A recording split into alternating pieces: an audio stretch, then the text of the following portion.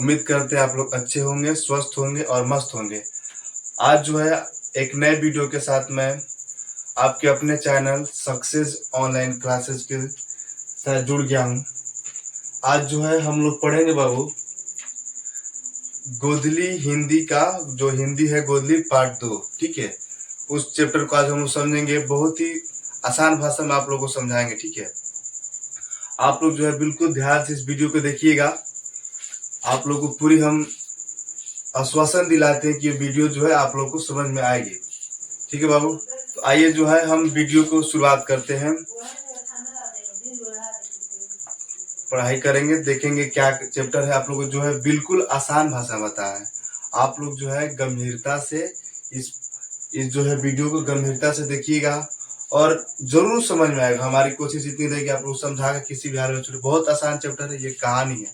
आइए शुरुआत करते हैं, चैप्टर के साथ जुड़ते हैं।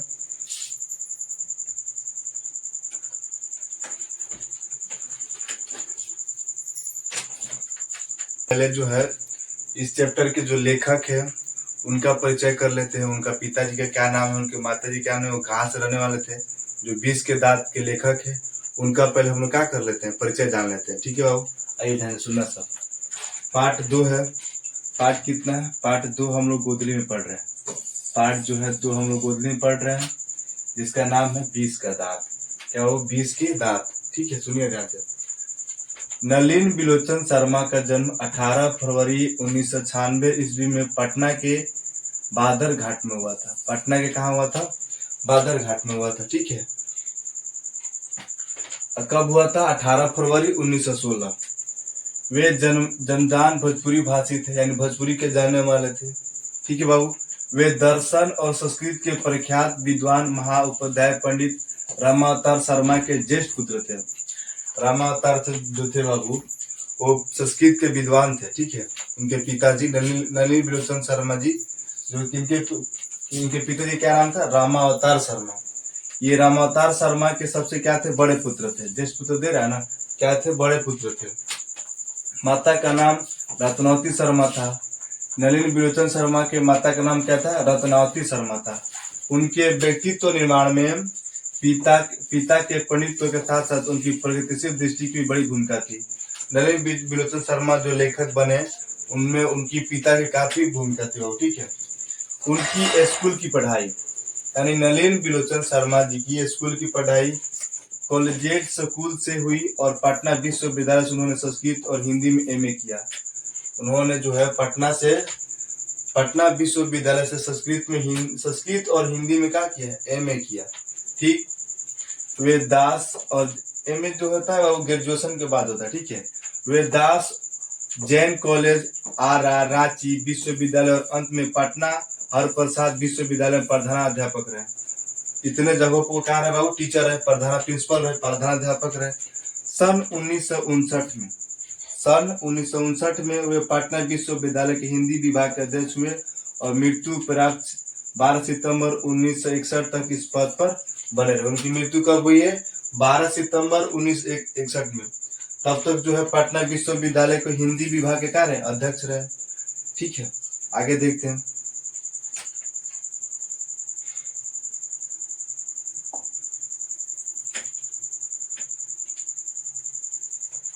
कह रहा है हिंदी कविता में प्रवादवाद के प्रवर्तक और नई शैली के आलोचक नलिन जी की रचना इस प्रकार है।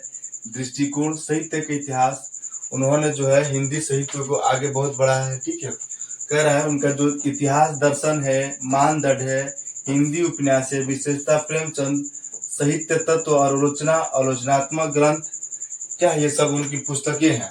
ठीक, 20 के दांत और 17 असंग्रहित पूर्व छोटी छोटी कहानियां संग्रह, केसरी कुमार तथा नरेश के साथ काव्य संग्रह, नकेन के प्रापदम और नकेन दो, सदल मिश्रा ग्रंथावली, अयोध्या प्रसाद खन्नी स्मारक ग्रंथ, संत परंपरा और साहित्य आदि संपादित क्या है? उनकी सब ग्रंथ है, लिखी गई उनके द्वारा।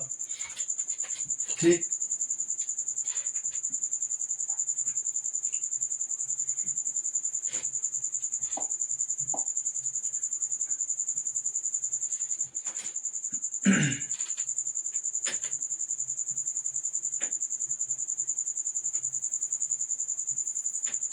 देखिए यहाँ से, आलोचकों के अनुसार आलोचकों के अनुसार आलोचकों के अनुसार प्रयोगवाद का वास्तविक परम नलिन विलोचन शर्मा की कविताओं से हुआ। जो कह रहा है आलोचकों का जो अनुसार जो वास्तविक शुरुआत हुई किनके द्वारा हुई? नलिन विलोचन शर्मा की कविताओं से, और उनकी कहानियों में मनोवैज्ञानिक के तत्व समग्रता से उभर कर आया। उनकी जो कहानी थी नलिन विलोचन शर्मा की कहानी, जो उनकी उनकी कहानी से क्या निकलता है? साइकोलॉजी की बात आता है, मनोवैज्ञानिक बात आता है, लोगों को समझ के बात आती है। आलोचना में वे आधुनिक शैली के समर्थक थे। वे काव्य यानी गाथा, शिल्प, भाषा आदि सभी स्तरों पर नवीनतम के क्या थे? आग्रही थे।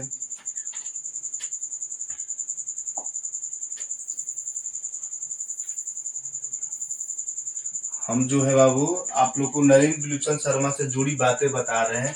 उन्होंने क्या क्या किया, कहाँ पढ़ाई किए, उनके पिताश्री का नाम, माताश्री का क्या नाम, उन्होंने क्या क्या हिंदी में खोज किया, लेखक थे। उनमें प्राय पारंपरिक दृष्टि से हम शैली निषेध तथा आधुनिक दृष्टि का क्या है? समर्थन है। आलोचना की उनकी भाषा गठी हुई है और संकेतात्मक। उन्होंने अनेक पुराने शब्दों को नया जीवन दिया जो आधुनिक साहित्य में पुनः प्रतिष्ठित हुए। ठीक, आगे सुनिए। कह रहा है यह कहानी विष के दांत समझिए, जहर के दांत, विष के दांत तथा अन्य कहानी नामक कहानियों से संग्रह से ली गई है। यह जो कहानी है विष के दांत, यह कहानी मध्य वर्ग के अनेक अंत विरोधों को उजागर करती है। जो मध्य वर्ग की फैमिली है, मिडिल जो फैमिली है, उसमें अंत जो विरोध है, जो संघर्ष, उसको कहानी में क्या करती है? उस चीज को उजागर करती है कहानी। ठीक है। कहानी का जैसा ठोस और सामाजिक संदर्भ है, वैसा ही स्पष्ट मानव वैज्ञानिक आसार भी आर्थिक कारणों से मध्य वर्ग के भीतर एक और सेन साहब जैसे एक श्रेणी उभरती है, जो अपनी महत्वाकांक्षी और सफेद पोशी के भीतर लिंग भेद जैसे कुसंस्कारों को छिपाए हुए। कह रहा है ये जो कहानी है विष की दांत, ये जो कहानी है बाबू, ये मध्य वर्ग के परिवार और एक जो उच्च परिवार के जो लोग होते हैं उनके बीच की है। ठीक है। ये जो है कैसे बड़े घर के जो लोग होते हैं, इनके पास पैसा होता है, वो कैसे अपने कुसंस्कार को यानी गलत संस्कार को भी उभारते हैं, लोगों के नजर में उसको अच्छा दिखाते हैं। ठीक है बाबू, इस चीज को उजागर किया गया। लिंग भेद, जो सामान्य भेद है छिपाए हुए, तो दूसरी ओर गिरधर जैसे नौकर पेशी निम्न मध्यवर्गीय व्यक्ति की श्रेणी है। ठीक, जो अनेक तरह के थोपी गई बंदिशों के बीच भी अपने अस्तित्व को बहादुरी एवं साहस के साथ बचाए रखने के लिए संघर्ष है। यह कहानी सामाजिक भेदभाव, लिंग भेद, आक्रामक स्वार्थ की छाया में पलते हुए प्यार दुलार के कुपरिमाणों को भरती सामाजिक समानता, मानवाधिकार की महत्वपूर्ण बना के पेश करती है। कह रहा है ये जो कहानी है बाबू, ये जो कहानी है एक मध्यवर्गीय और उच्च वर्गीय परिवार के बीच की कहानी है कि उच्च वर्ग के परिवार कैसे अपने संस्कारों को छिपाते हैं। ठीक है। कुसंस्कार, बुराई, जो उनकी बुराई है उसको क्या करते हैं? सही रूप में दिखाते हैं, और उसको जो है उसको क्या है, हम लोग जो गरीब तबके के लोग हैं, जो मध्य वर्ग के लोग, उसको क्या करते हैं? मानते हैं। ठीक। अब जो है ये नलिन विलोचन शर्मा लेखक से जुड़ी हुई बातें थी। ठीक बाबू, ये क्या थी? लेखक से जुड़ी हुई बातें थी। अब जो है हम आप लोग को कहानी में डायरेक्ट ले चलते हैं। कहानी क्या कहता है, कहानी में हम लोग जानेंगे। आप लोग घबराइएगा नहीं, कहानी थोड़ा सा बड़ा है, समझने वाली कहानी है। इसका हम आप लोग को जो है प्रैक्टिकल करके भी दिखाएंगे। ठीक है। हम कहानी में जो क्या करते हैं बाबू, एंट्री करते हैं। कहानी में जो है हम आप लोग को प्रवेश कराते हैं। कहानी में प्रवेश करते हैं प्यारे बच्चों। हाँ, कहानी खुल गया है। ये रहा आप लोग के विष के दांत। क्या बाबू? विष के दांत।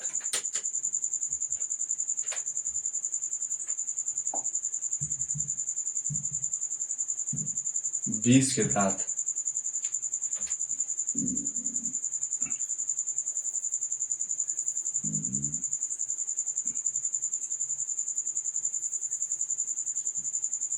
विष के दांत। हाँ, अब ठीक है। देखिए कहानी का नाम क्या है बाबू? विष के दांत। बहुत प्यार से हम लोग समझेंगे। कैसे कहानी जो है बहुत बड़ा, कहानी बड़ा नहीं है लेकिन कहानी अच्छा है, मजेदार, इसको आराम आराम से हम क्या करेंगे, समझेंगे। ठीक, सुनिए ध्यान से। कह रहा है, सेन साहब की नई मोटर कार बंगले के सामने बरसाती में क्या है, खड़ी है।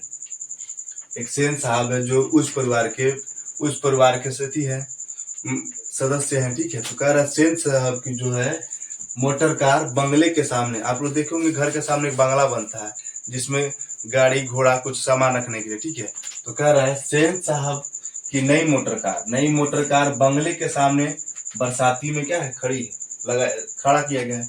काली चमकती हुई, इसका रंग कैसा है, काली चमकती हुई, स्टीमर इंड जैसे कोयला की, कोयला नहीं, कोयल घोंसले में कब उड़ जाए। कर ऐसी गाड़ी ऐसी यहाँ पे कोयल हुआ बाबू, ऐसे की वो ऐसी गाड़ी नई चमकती हुई गाड़ी है कि जैसे मान लो कि कोयल जो होती है घोंसला में से कब उड़ जाए उसका कोई ठिकाना नहीं है। ठीक, सेन साहब को इस कार पर नाज है। सेन साहब है जो इतना अच्छा कार रखे हैं, इस कार पर उनको क्या है, नाज है। इस कार पर क्या है, वो नाज है। बिल्कुल नई मॉडल की है, बिल्कुल क्या है, नई मॉडल की है। 7,500 में आई है। कितने में आई है बाबू, 7,500 में आई है। ठीक है, काला रंग, चमक ऐसी कि अपना मुंह देख ले। चमक कैसी है, ऐसी चमक रही है गाड़ी, इतनी नई गाड़ी है कि उसमें आप हम क्या कर सकते हैं, अपना चेहरा देख सकते हैं। ठीक, कहीं पर एक धब्बा दिख जाए, कहीं पर उसमें थोड़ा सा भी गंदगी दिख जाए, थोड़ा सा धब्बा दिख जाए, तो क्लीनर और सोफर की क्या है, सहमति समझो, मतलब उनकी क्या है, खरी समझो कि उनका उस दिन कैसे निकलेगा। ठीक है, क्लीनर और सोफर क्या है, सेन साहब के नौकर है। ठीक है, कहानी जो है आप लोग समझ में आ रही होगी। ठीक, मेम साहब की सख्त ताकीद है कि खोखा खोखी गाड़ी के पास फटक न पाए। खोखा खोखी जो है बाबू, ये बंगाली शब्द है। कौन शब्द है, बांग्ला शब्द है। खोखा खोखी मतलब बाल बच्चे। ठीक है, खोखा मीन्स लड़का और खोखी मीन्स लड़की। तो ये जो बंगाली शब्द है खोखा खोखी, कह रहा है मेम साहब यानी सेन साहब की जो पत्नी है उनका सख्त ताकीद है कि खोखा खोखी गाड़ी के पास जो है बिल्कुल ना भटके। ठीक है, लड़कियां तो पांचों बड़ी सुशील है। सेन साहब की कितनी लड़कियां है, 5। ठीक है बाबू, सेन साहब की कितनी लड़कियां है, 5। कह रहे हैं लड़कियां पांचों बड़ी सुशील है, बहुत सुशील है। लड़कियां सुशील होती हैं, पांचों के पांचों ठारी और सो भी लड़कियां तहजीब और तमीज की तो जीती जागती क्या है, मूर्त ही है। कह रही हैं कि पांचों की पांचों लड़कियां जीती जागती तमीज तहजीब की क्या है, मूर्त है। एकदम उनके अंदर संस्कार भरा हुआ है। मिस्टर और मिसेज सेन यानी मिस्टर और मिसेज यानी सेन साहब और उनकी पत्नी, उन्होंने क्या करना चाहिए ये सिखाया हो या नहीं, क्या करना चाहिए बताया हो या नहीं, क्या नहीं करना चाहिए इसकी उन्होंने ऐसी तालीम दी है कि बस लड़कियां क्या है, कठपुतलियां है और उनके माता पिता इस बात को क्या है, गर्व है। कठपुतली मतलब समझ लीजिए कोई सामान को वहां रख दे तो क्या हो, वहीं पर है। इस बात को उनका समझे, कठपुतली समझे, यानी अपने किसी आदमी को अपने इशारा पे चलाना। तो जो है उनकी जो पांचों बेटियां हैं, सेन साहब की जो है पांचों बेटियां हैं वो कठपुतली है। ठीक है, उनको इस बात पे क्या है, गर्व है कि हमारी बेटी पूरी हमारी बात मानती है। ठीक, आगे बढ़ते हैं बाबू।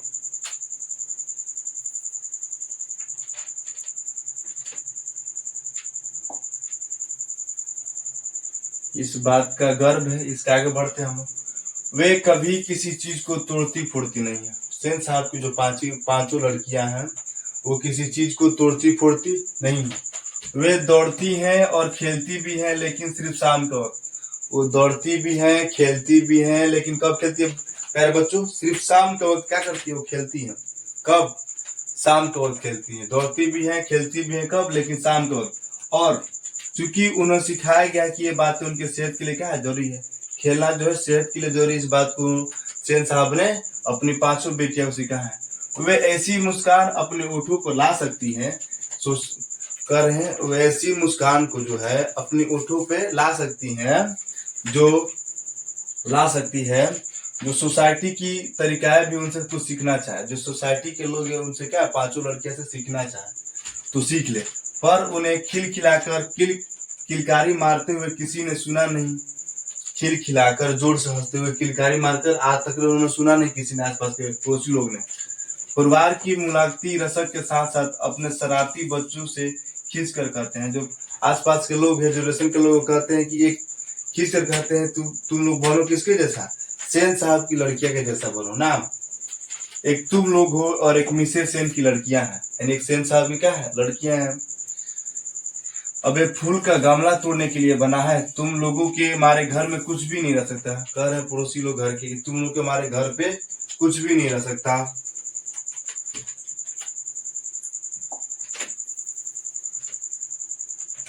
आगे सुनिए। जहां तक सेन परिवार की लड़कियां का सवाल है, उनसे मोटर की चमक दमक में कोई खास खतरा पड़ने वाला नहीं है बाबू। कह रहा है जो खतरा है सेन साहब, गाड़ी का खतरा, जो नया कार लिए हैं 7,500 के नई मॉडल के सेन साहब, उनसे तो लड़कियां से कोई खतरा है नहीं। अब जानेंगे खतरा किससे है गाड़ी की, आगे सुनिए। लेकिन खोखा भी तो है उनका लड़का, जो सेन साहब का लड़का क्या है, खोखा भी तो है, खोखा भी है। खोखा यानी लड़का, खोखा जो एक ही है, खोखा क्या है, एक ही लड़का है सेन साहब की, सबसे छोटा है, 5 लड़कियों से क्या है, छोटा है। खोखा नौ उम्मीद बुढ़ापे की आंखों का तारा है। कह रहा है खोखा जो है नौ उम्मीद बुढ़ापे की आंखों का क्या है बाबू, तारा है। यही नहीं कि मिसेस सेन अपना और बुढ़ापे में कोई ताल्लुक किसी हालात में मानने को तैयार हो। कह रहा है यह नहीं है कि जो सेन साहब है अपना बुढ़ापे को मानने के लिए तैयार है। और सेन साहब तो सचमुच बूढ़े नहीं लगते, सेन साहब जो है सचमुच बूढ़े नहीं लगते हैं। जिसके पास पैसा रहता है बाबू, उन लोग का जो है उम्र भी पता नहीं चलता है, खाने पीने रहने का सारा स्वभाव बदल जाता है, ठीक। लेकिन मानने लगने की बात छोड़िए, हकीकत यह है कि खोखा अविभव तब जाकर हुआ, मतलब खोखा मानने की बात छोड़िए, खोखा का जन्म, अविभव मतलब जन्म, खोखा का जन्म तब जाकर हुआ जब उसकी कोई उम्मीद दोनों की बाकी नहीं रह गई थी। दोनों मिसेस सेन और उनकी पत्नी ने उम्मीद छोड़ दिया था, प्यारे बच्चों, उम्मीद छोड़ दिया था कि अब हमारा कोई लड़का होगा। तब ना उम्मीद के समय उस लड़के का क्या हुआ, खोखा का जन्म हुआ, ठीक है। खोखा जीवन के नियमों का अपवाद था, और यह अस्वाभाविक ही नहीं था, वो घर के नियमों का भी अपवाद था। घर के क्या था, जीवन के नियमों का अपवाद, यानी जब उसको समझिए जन्म, जब उम्मीद नहीं था तब उसको क्या हुआ, जन्म हुआ उसका, तो जीवन के नियमों का अपवाद था। और यही नहीं, वह घर के नियमों का भी क्या था, अपवाद था। इस तरह मोटर का कोई खतरा हो सकता था तो किससे हो सकता था, खोखा से ही हो सकता था। फिर आगे बढ़ते हैं बाबू, आगे सुनिए। कह रहा है तो खोखा से बात ऐसी थी कि सीमा, अब जो है सेन साहब के प्यारे बच्चों 5 लड़कियां का जो है नाम हम लोग बारी बारी से जानेंगे, ठीक है। बात ऐसी थी कि सीमा, रजनी, ध्यान से सुनिएगा, सीमा, रजनी, आलो, शेफली, आरती, 5 हुई तो, ये 5 लड़कियां हुई तो देख लीजिए, 1 2 3 4 5, 5 लड़कियां हुई तो उनके लिए घर में अलग नियम थे। उनके लिए घर में क्या थे बाबू, अलग नियम थे। दूसरी तरह की शिक्षा भी थी, दूसरी तरह की क्या थी, शिक्षा थी। और खोखा के लिए अलग, दूसरे कहने के लिए तो सेनों का कहना था खोखा आखिर अपने बाप का बेटा खा रहा। सुनिए, कह रहा है लड़कियां थी तो उनके लिए दूसरे नियम, लेकिन जब लड़का खोखा हुआ तो उसके लिए क्या था बाबू, दूसरा नियम बनाया सेन साहब ने। और क्या कहते हैं कि खैर सेन साहब का लड़का जो ठा रहा है, इसके लिए तो हम खुद से अपना नियम तैयार करेंगे ना। कह रहे हैं सेन साहब का कहना था कि खोखा आखिर अपने बाप का बेटा ठहरा, यहाँ पे ठहरा है बाबू, ठहरा, उसे तो क्या होना है, इंजीनियर होना है। उसे सेन साहब क्या बनना चाहते हैं, इंजीनियर बनना है। अभी से उसमें इसके लक्षण दिखाई पड़ते हैं, इसलिए ट्रेनिंग भी उसे वैसी ही दी जा रही थी। अभी से जो है उनको क्या, उस बच्चे में उनको ट्रेनिंग, उनको क्या दिखाई पड़ता है, इंजीनियर की। अभी से उसको क्या दी जा रहा है, ट्रेनिंग दी जा रही थी इंजीनियर की। बात यह है कि खोखा के दुर्लित स्वभाव के अनुसार ही सेन ने सिद्धांतों को भी बदल दिया। खोखा जो है दुर्लति से बड़ा मुश्किल से प्राप्त हुआ था, इसलिए उन्होंने क्या किया, कठोर नियम को चेंज कर दिया और उसके लिए आसान नियम बना दिया। अक्सर ऐसा होता है कि सेन परिवार के दोस्त आते हैं भड़कीले ड्राइंग रूम में बैठते हैं और बातचीत भड़कीले ड्राइंग रूम में बैठते हैं और बातचीत के लिए अभाव होने पर चर्च निकल पड़ती है। किसका लड़का क्या करेगा कर रहे हैं। अक्सर जो है सेन साहब के दोस्त मित्र आते रहते थे और बात के लिए कौन सी बात रखा जाए तो अपने अपने लड़का के बातचीत कार्य में लग जाते हैं। आपका लड़का क्या कर रहा है, आपका लड़का क्या कर रहा है, ठीक ना। तब से सभी बड़े मौलिकता और दूरदेशी के साथ साथ फरमाते हैं कि वह तो अपने लड़के को अपने ढंग से ट्रेन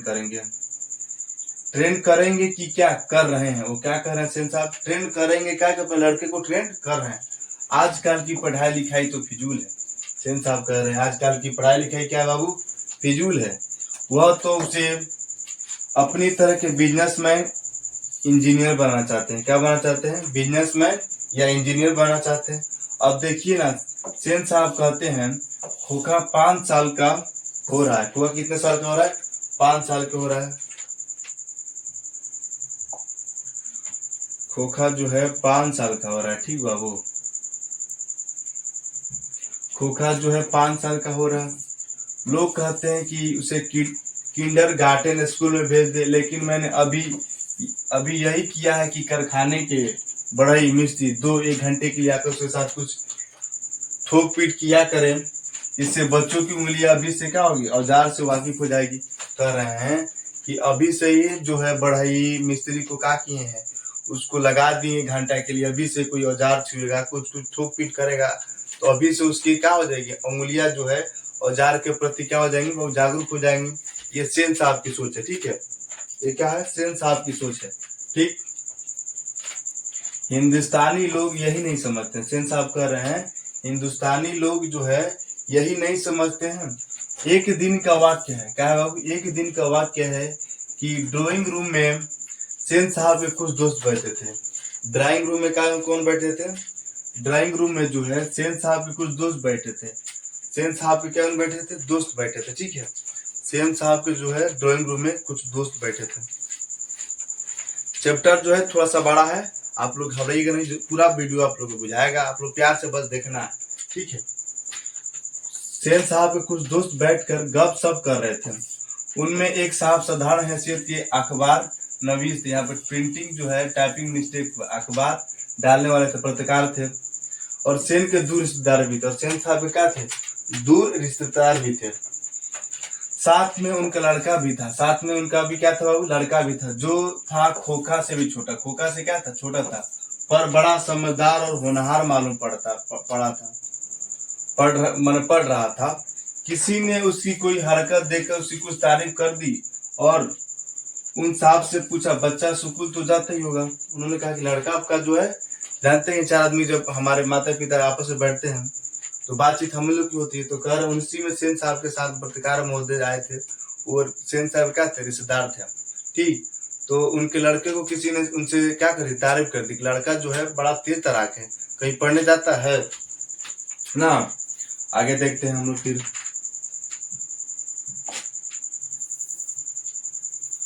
कह रहा है उन साहब से पूछा कि बच्चा स्कूल तो जाता ही होगा।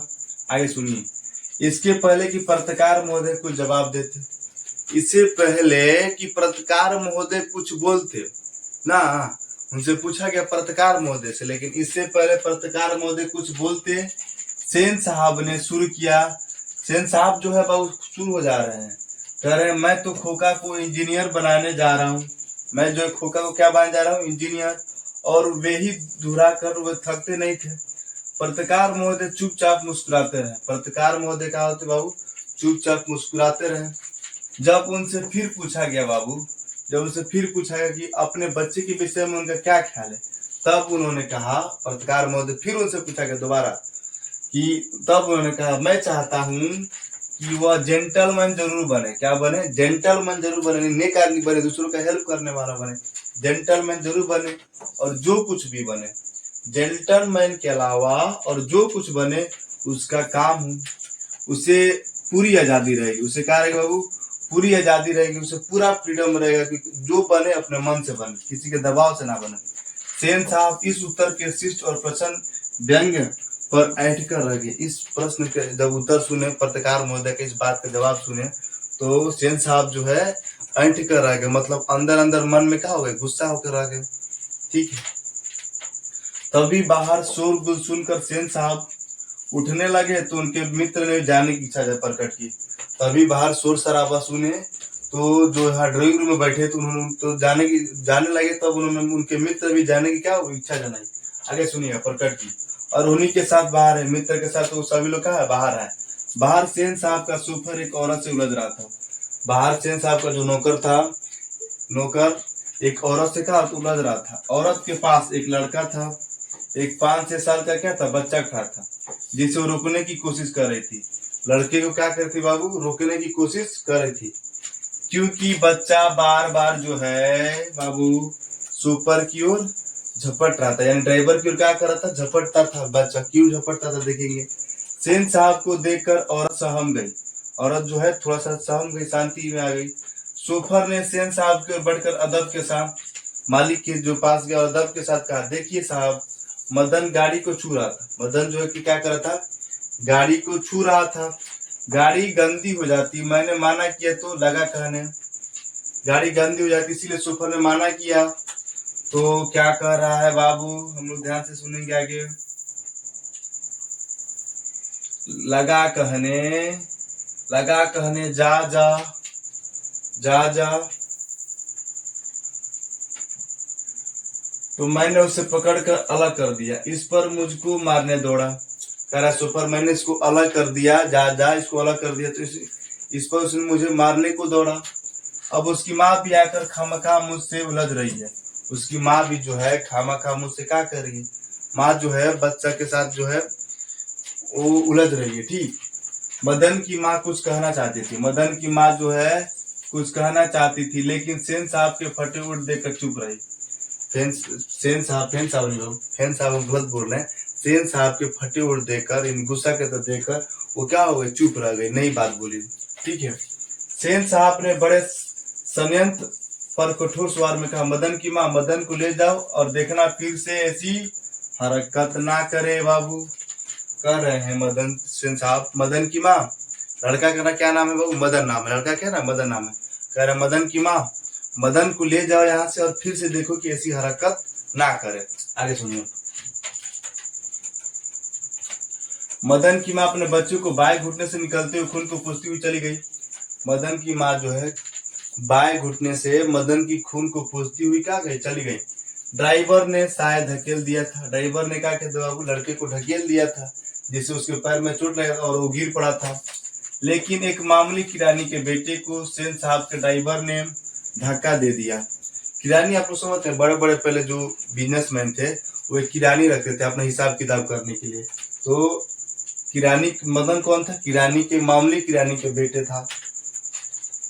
उसे चोट आ गई। आखिर ऐसा कौन सी बात हो गई। ठीक इसी वक्त मोटर के पीछे खद खर की आवाज सुनकर सेन साहब लपके। सुफर भी दौड़ा और लोग सीढ़ियां से उतरकर अपनी अपनी गाड़ियां की ओर चले। सभी ने देखा सेन साहब को खोखा गोद में लेकर उसे हल्की मुस्कान के साथ डांट रहे हैं। सभी ने क्या देखे बाबू कि सेन साहब जो है खोखा को, यानी अपने बच्चे को गोद में लेकर उसे हल्की मुस्कान के साथ डांट रहे हैं। और मोटर की पिछली बत्ती के लाल शीशा जो है चकनाचूर हो गया है। वो मोटर की जो है नई कार है, उसकी शीशा को क्या कर दिया, पीछे की बत्ती को चकनाचूर कर दिया। कौन, कासू। और उसको देखो कैसे तोड़ा भी है, और उसके बाद से उसको सहला रहे हैं, डांट नहीं रहे हैं, उसको और प्यार दे रहे हैं। आगे हम लोग देखेंगे।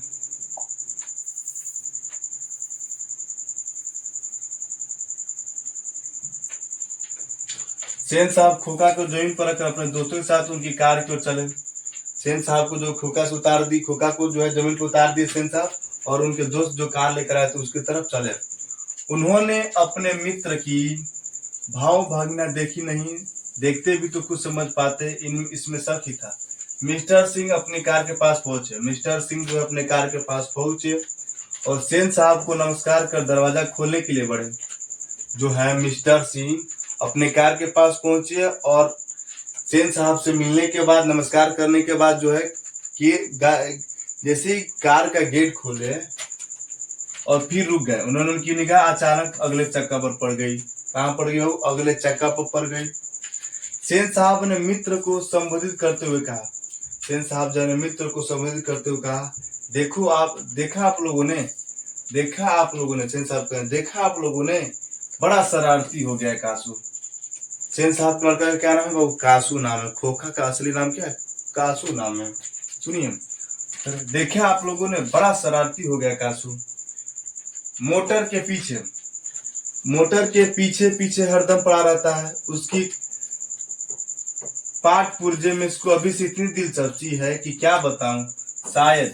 शायद देखना चाह रहा था कि आखिर इस बत्ती के अंदर क्या है।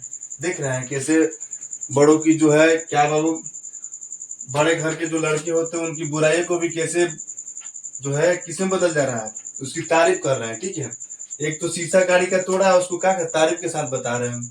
आखिर इस बत्ती के अंदर क्या है, उन्होंने नजदीक जाकर देखा। कर रहे हैं कासू जो है शीशा जो है कार का जो है शीशा तोड़कर देखना चाह रहा है कि उसके अंदर क्या है। अभी से उस बात की दिलचस्पी है। इस बात को उन्होंने क्या अपने दोस्त को बता रहे हैं सेन साहब। ठीक है, उन्होंने नजदीक जाकर देखा और परेशानी की हालात में खड़े हो गए। टायर बिल्कुल बैठ गया था। जो मित्र थे मिस्टर सिंह साहब, उनका टायर क्या हो गया था? हवा निकाल दिया था कासू, बिल्कुल बैठ गया था, शायद पंक्चर हो गया था। सेन साहब अभी आगे बढ़े आए और कुछ झिझकते हुए बोले, कहीं ऐसा तो नहीं कासू ने हवा निकाल दी हो? ड्राइवर जरा दूसरे चक्के, यहाँ चक्का लिखा होगा, ठीक है, दूसरे चक्कों को भी देख लो और पंप लाकर हवा भर दो। ड्राइवर से क्या कर रहे हैं, जाओ देख लो दूसरा चक्का और पंप लगा क्या करो, दूसरे चक्का में हवा भर दो। हाँ, और कुर्सियां लॉन में लगवा दो, तब तक हम वहां बैठते हैं। कुर्सियां जो है लॉन में लगवाने की बात करें तब तक क्या करते हैं, बात करते हैं, जब तक गाड़ी में हवा भराएगा। आगे सुनो, ड्राइवर ने एक कार चक्का लाकर सूचना दी कि दूसरी ओर की पिछले चक्का से हवा निकल हुई थी। दूसरे चक्कर का हवा निकली हुई थी। काम तो कासू बाबू का ही मालूम पड़ता है। ड्राइवर सोच रहा है काम ये जो है कासू बाबू का ही मालूम चल पड़ता है। इधर ही खेल रहे थे कासू, क्या इधर ही खेल रहे थे। शोफर ने बताया और पंप लाने चला। मुखर्जी साहब की गाड़ी सकुशल थी। मुखर्जी भी साहब थे, उनकी गाड़ी क्या थी? सकुशल थी, और वो अपने पत्रकार महोदय के परिवार के साथ चलते बने। सेन साहब और मिस्टर सिंह लॉन की कुर्सियों पर बैठकर बातें करते रहे। सेन साहब और मिस्टर सिंह की गाड़ी की जो हवा निकल गई थी वो आराम से बात कर रहे थे। बात के सिलसिले में सेन साहब ने बतलाया कि कासू इधर चक्कू से हवा निकालने की हिकमत जान ली थी और मौका मिलते शरारत कर गुजरता था। उनका अपना ख्याल था कि उसकी इन हरकतों को देखकर वो साफ मालूम होता है कि इंजीनियरिंग में उसकी क्या है, दिलचस्पी है। एक तो गलती कर रहा है, उस पर जो उसके पिता से क्या कर रहे हैं, साफ मालूम पड़ता है क्या है, हवा खोलने से कोई इंजीनियर बनता है। तो क्या कर रहे हैं कि साफ मालूम पड़ता है कि उसकी इंजीनियरिंग क्या है, दिलचस्पी है। इसी तरह की दूसरी बेमतलब की बातें होती रही जब तक कि चक्कों में पंप पर हवा नहीं भरा गया। मिस्टर सिंह रुखसत नहीं हो गए। सेन साहब अंदर लौटे तो बेचारा मदन के पिता गिरधर को, जो आगे देखिए क्या है बाबा।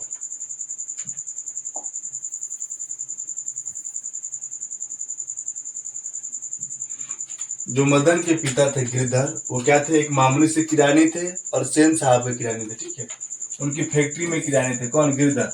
और आहते के कोने में आउट हाउस में रहते थे। और आहते के कोने में एक आउट हाउस में रहते थे जो सेन साहब के द्वारा दिया था। खुला लाने को हुक्म दिया। क्या लाने को दिए? बुला लाने को दिए, हुक्म दिया। यहाँ बुला लाने होगा बाबू। अपने ड्राइवर से कहा कि जाओ गिरधर को बुला कर, बुला लाने का हुक्म दिया। गिरधर आया और सेन साहब के सामने सिर झुकाकर क्या हो गया, खड़ा हो गया। जैसे जो है एक नौकर, राजा के सामने एक नौकर कैसे खड़ा हो जाता है मालिक के सामने, इस तरह से जो है सिर झुकाकर क्या हो गया, खड़ा हो गया। कौन? मदन के पिता गिरधर। जैसे खून के जुर्म में कैदी जज के सामने खड़ा होता है, जैसे कोई आदमी खून किया हो तो जज के सामने कैसे खड़ा होता है, ऐसे एकदम उसके सामने जो है क्या हुए, खड़े हो गए। आगे सुनिए।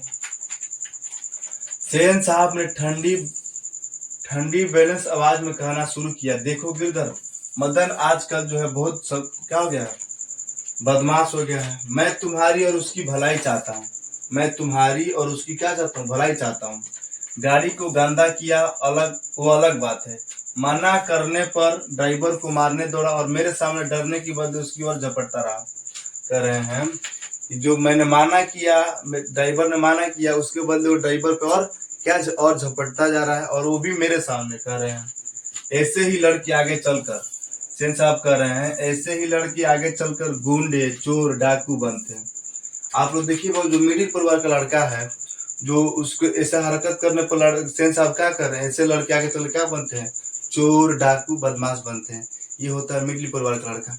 और वही उनका लड़का कुछ भी कर रहा है, उसको क्या सोच रहे हैं कि इसमें इसमें कुछ अच्छा ही दिखा रहे हैं, और वो लड़का कुछ कर रहा है उसको क्या बुराई की तरफ दिखा रहे हैं, नहीं चोर बनेगा, डाकू बनेगा। आगे सुनिए, ये जो है लेखक साहब जो है क्या दिखाना चाहते हैं कि एक मिडिल फैमिली और उस फैमिली में क्या बातें अलग अलग होती है।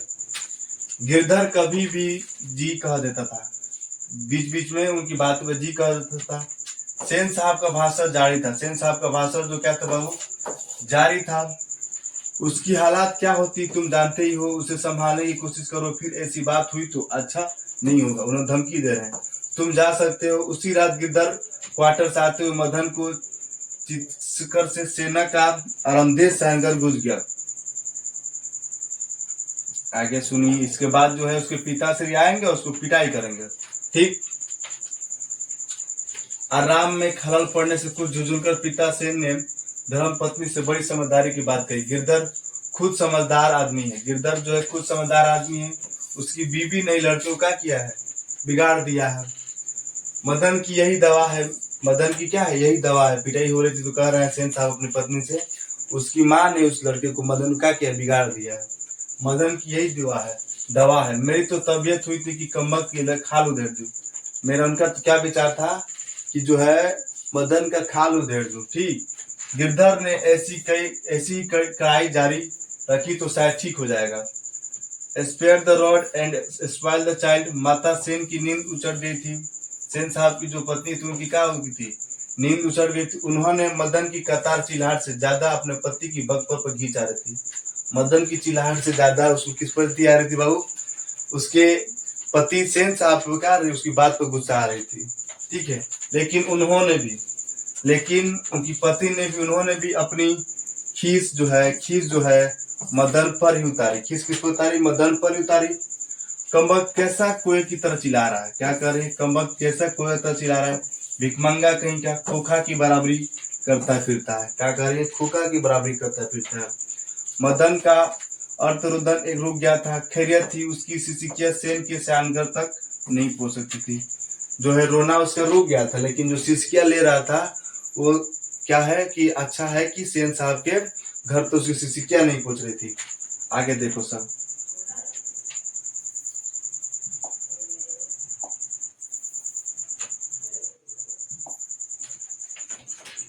लेकिन दूसरे दिन तो बिल्कुल बेढब मामला हो गया। अब दूसरे दिन कौन सा मामला हो गया फिर देखेंगे। शाम के वक्त खेलता कूदता खोखा बंगले के आहटे के बगल वाली गली में जा निकला। खोखा जो है खेलते खेलते बगल वाली गली में क्या हुआ, जा निकला। वहां धूल में जहाँ गली में गया, वही धूल में मदन पड़ोसियों की आवारागर्द छोकरों के साथ लट्टू नचा रहा था। जिस गली में खोखा गया उस गली में मदन जो है आवारागर्द लड़कों के साथ क्या नचा रहा था, लट्टू नचा रहा था बाबू। क्या नचा रहा था, लट्टू नचा रहा था। खोखा ने देखा तो उसकी तबीयत मचल गई। हंस कौवा की जमात में शामिल होने के लिए लग गया। हंस जो है कौओं की जमात में क्या हो गया बाबू, लग गया। यानी गरीब बच्चों के साथ साथ जो है एक अमीर लड़का खेलने के लिए क्या हो गया, तैयार हो गया। इसका मतलब यही है। लेकिन आदत से लाचार उसने बड़े रौब के साथ मदन से कहा। अमीर आदमी की जो आदत होती है दूसरों की इज्जत ना करना, गरीब की इज्जत ना करना, लेकिन आदत से लाचार उसने बड़े रौब के साथ मदन से कहा, हमको लट्टू दो। बड़े रौब के साथ कहा मदन से, कौन, खोखा, कि हमको लट्टू दो, हम भी खेलेंगे। क्या करेंगे, हम भी खेलेंगे। दूसरे लड़कों कोई खास उज्र नहीं थी। वो खोखा को अपनी जमात में ले लेने के फायदे के नजरअंदाज नहीं कर सकते थे। दूसरे बच्चे क्या चाहते, खोखा जो है क्या खेल में शामिल हो जाए। पर उनके अपमानित और प्रताड़ित लीडर मदन को यह बात कब मंजूर हो सकती थी। पर जो लड़का मदन पिटाया था, अपमानित हुआ था, उसको इस बात को कब उसको मंजूर थी, उसको मंजूर ना थी। आज समझ में आगे देखिए। उसने छूटते ही जवाब दिया, अबे भाग जा यहाँ से। क्या बोला मदन? अबे भाग जा यहाँ से, बड़ा आया लड्डू खेलने वाला, लट्टू खेलने वाला है भी लट्टू तेरा। जा अपने बाबा की मोटर पर बैठ, जा अपने बाबा की मोटर पर बैठ। कासू तैस में आ गया, कासू जो है गुस्सा में आ गया। वह इसी उम्र में नौकरों पर अपनी बहनों पर हाथ चला देता है। कासू जो है इसी उम्र में 5 साल की उम्र में नौकर पे, अपने बहनों पे क्या कर देता बाबू? हाथ चला देता था। ठीक, और क्या मजाल की उसकी कोई कुछ कर दे। उसने आव देखा ना ताव, ठीक, न आव देखा ना ताव देना, सोचा ना समझ कर होगा। उसने आव देखा ना ताव, मदन को एक घूसा रसीद कर दिया। मदन को एक घूसा क्या कर दिया? लपेट दिया। चोर गुंडा डाकू होने वाला मदन कब मानने वाला था? चोर गुंडा डाकू बनने वाला मदन कब मानने वाला था? वह झट से कासू पर टूट पड़ा। झट से किस पे टूट पड़ा? कासू पर टूट पड़ा। दूसरे लड़का जरा हटकर दवादम युद्ध को मजा लेने लगे। दूसरे लड़के जो साथ में थे, खेल रहे थे, वो हटकर दोनों की लड़ाई को क्या करने लगे? देखने लगे। लेकिन यह लड़ाई हड्डी और मांस की बंगले के पीले और गली के कुत्ते की लड़ाई थी। ठीक है, यह लड़ाई जो है हड्डी और मांस की बंगले और पीले की गली की लड़ाई थी। आगे देखिए क्या है, थोड़ा सा भाव और बचा है, आप लोग देख लीजिए, थोड़ा सा ही और बचा है। ठीक है, हाथे में यह लड़ाई हुई रहती तो कसूर जो है शेर हो जाता है। यही लड़ाई अगर सेन साहब के आसपास हुई रहती, घर के आसपास, तो कासू क्या हो जाता? शेर हो जाता। वहां से तो 1 मिनट बाद ही वो रोता हुआ जान लेकर भाग निकला। वहां से जो है दूसरे गली से रोता हुआ क्या निकला? भाग निकला। महल और झोपड़ी वालों की लड़ाई में, महल और झोपड़ी वालों की लड़ाई में प्यारे बच्चों, अक्सर महल वाले जीते हैं। कौन जीते हैं? महल वाले ही जीते हैं। पर उसी हालात में जब दूसरे झोपड़ी वाले उनकी मदद अपने ही खिलाफ करते हैं। कब जीतते हैं? जब उसी हालात में झोपड़ी वाले क्या करते हैं? उसी हालात में क्या करते हैं बाबू? कह रहा है पर उसी हालात में जब दूसरे झोपड़ी वाले उनकी मदद अपने ही खिलाफ करते हैं। कह रहा है जब हम गरीब है और हमारा गरीब ही मदद ना करे और दूसरे से जाकर मिल जाए, तब उसी हालात में क्या होता है? आदमी हारता है, तब अमीर क्या उस समय जीतता है। यही बात कर रहा है कि पर उस अक्सर महल और झोपड़ी की लड़ाई में, महल और झोपड़ी की लड़ाई में अक्सर महल वाले ही जीते हैं। पर उसी हालात में जब दूसरे झोपड़ी वाले उनकी मदद अपने खिलाफ करते हैं तब। लेकिन बच्चों की इतनी अकल कहाँ? उन्होंने तो अपने दर्दमनीय लीडर को मदद की, दर्दमनीय लीडर को मदद की, ना अपने माता पिता के मालिक को लाडले की है। दोनों में से किसी को भी मदद नहीं की। हाँ, लड़ाई खत्म हो जाने पर तुरंत ही समाते हुए तितिर बितिर हो गए। लड़ाई जैसे खत्म हुई, सभी लोग क्या हुए? सभी बच्चे अपने अपने घर चले गए। मदन घर नहीं लौटा। मदन ने कहा नहीं लौटा? घर नहीं लौटा। लेकिन जाता ही कहाँ? लेकिन जाता तो फिर जाता कहाँ? 8-9 बजे रात तक, 8-9 बजे तक इधर उधर मारा फरा, फिर मारा फिरा फिरता रहा। फिर जब भूख लगी तो गली के दरवाजे से आहिस्ता आहिस्ता घर में घुसा। कहाँ घुसा? वो घर में घुसा, अपने घर में। उसके लिए मार खाना मामूली बात थी। उसके लिए मार खाना क्या हो? किसी लड़के के लिए मार खाना मामूली बात थी, तो मदन के लिए मार खाना क्या हो गई थी? मामूली बात हो गई थी। डर था कि आज मार और दिन से क्या मिलेगी? वो बुरी होगी। आज जो है मार जो है और दिन से क्या होगी?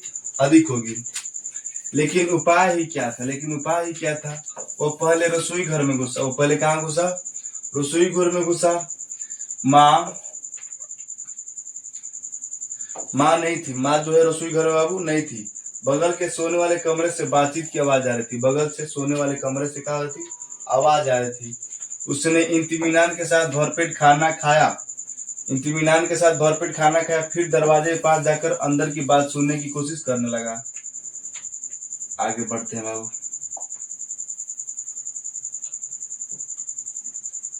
अंदर की बात सुनने को क्या करने लगा? कोशिश करने लगा। ठीक, उसे बड़ा तजुब हुआ। उसे क्या हुआ? आश्चर्य हुआ, बड़ा तजुब हुआ। उसके बाबू जो है गरज तरज नहीं रहे थे। उसकी अम्मा ने कोई बात पूछी जिसे वो ठीक से सुन नहीं सका। उसकी अम्मा जो है उसके पिता से बात पूछी, कोई बात जो ध्यान से वो सुन नहीं सका। उसने बाबू ने झलक कर कहा, अरे भाई बतलाया तो, साहब ने सिर्फ यह कहा है आज से तुम्हारी कोई जरूरत नहीं है, यानी नौकरी से निकाल दिया गया है गिरधर को, कल से मकान छोड़ देना और अपनी तनख्वाह ऑफिस से ले आना। मदन के काम का कोई बात नहीं हो रही थी, मदन के बाद काम की कोई बात नहीं हो रही थी।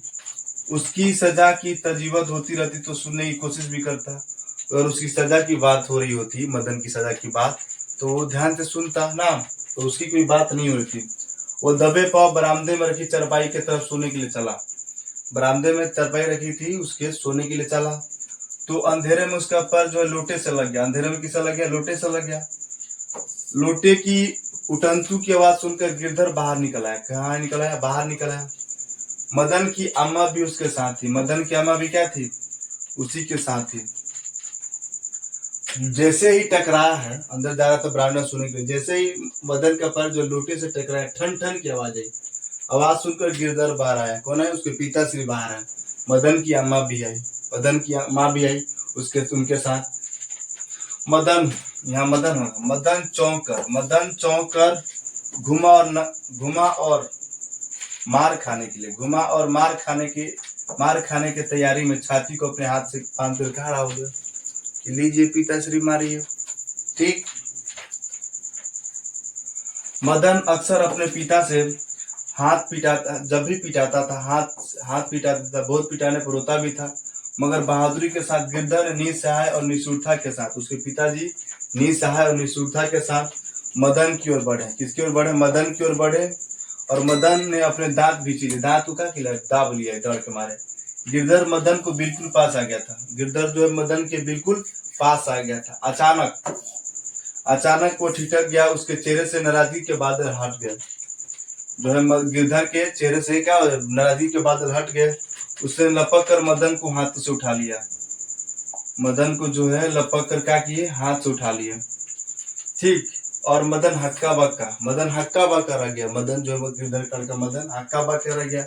अपने पिता को देख रहा था मदन। उसे याद नहीं था कि उसके पिता ने कब उसे इस तरह के प्यार किया था। अगर कभी किया था तो गिरधर उसे बेपरवाह, उल्लास और गर्व के साथ बोल उठा। गिरधर बोल रहे हैं, जो किसी के लिए भी नौकरी से निकाल जाने पर मुमकिन हो सकता। शाबाश बेटा, क्या करे उसके पिता से? शाबाश बेटा, एक तेरा बाप है। कह रहे एक तेरा बाप है और तूने तो खोखा के दो दांत तोड़ डाले। हा हा हा। ये जो है कहानी आप लोग को समझ में आई होगी। ठीक है। इसका हम लोग जो है क्वेश्चन बाबू इसके अगले वीडियो में करेंगे। ठीक। अगले वीडियो में कहानी जो बड़ा है, हम जो फिगर के साथ जो है कल आप लोगों को समझाएंगे, उसके बाद क्वेश्चन आपको समझाएंगे। उसके बाद जो है काफी रात हो गई है, हमें भी थोड़ा सा देख रहे हैं कि नींद आ रही है। ठीक है। तो जो है इस वीडियो को समझ लीजिएगा कि ठीक से बताइएगा कैसा पढ़ाई हुआ, कैसा आप लोग समझाए हैं। तो जो है जो भी दिक्कत आए इसमें, जहाँ ना समझ में आए आप लोग कमेंट बताइए सर यहाँ कमी है। और जो है आप लोग चैनल को सब्सक्राइब करना ना भूले। आप जो है चैनल पर हमारे पहली बार आए हैं तो सब्सक्राइब जरूर कर दे, ताकि जो है आप लोगों के पास हमारा वीडियो पहुंचे। ठीक है बाबू। तो धन्यवाद आप लोगों का हमारे क्लास में जुड़ने के लिए।